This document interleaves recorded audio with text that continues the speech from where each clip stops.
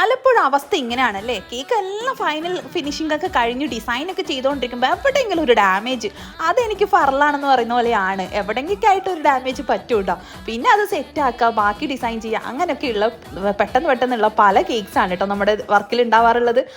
പല കേക്ക്സും നല്ല രീതിയിൽ തന്നെ പോകാറുണ്ട്, പല കേക്ക്സും നമ്മുടെ ചെറിയ അശ്രദ്ധ കൊണ്ട് ഇങ്ങനെ സംഭവിക്കാറുണ്ട്. അപ്പോൾ ഇത് ഞാൻ ലൈൻസ് കൊടുത്തിട്ടുണ്ടായിരുന്നത് കസ്റ്റമറിനെ ഏകദേശം എത്ര പീസസ് കിട്ടും എന്ന് ചോദിച്ചിട്ടുണ്ടായിരുന്നു. അപ്പോൾ ഞാനത് ലൈൻസ് ചെയ്തിട്ട് ഫോട്ടോ അയച്ചു കൊടുത്തതാണ് കേട്ടോ.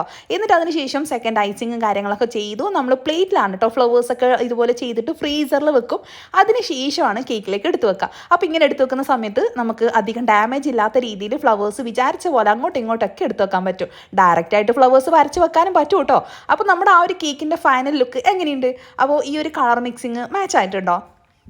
അപ്പോൾ ഒരു ക്യൂട്ട് കപ്പിൾസിൻ്റെ ആനിവേഴ്സറി കേക്ക്സ് ആയിരുന്നു കേട്ടോ. എൻ്റെ ഫ്രണ്ടിനായിരുന്നു, ഫ്രണ്ടിന് കൊടുക്കാൻ വേണ്ടിയിട്ട്. അപ്പോൾ അവർ ഫുൾ സാറ്റിസ്ഫൈഡ്.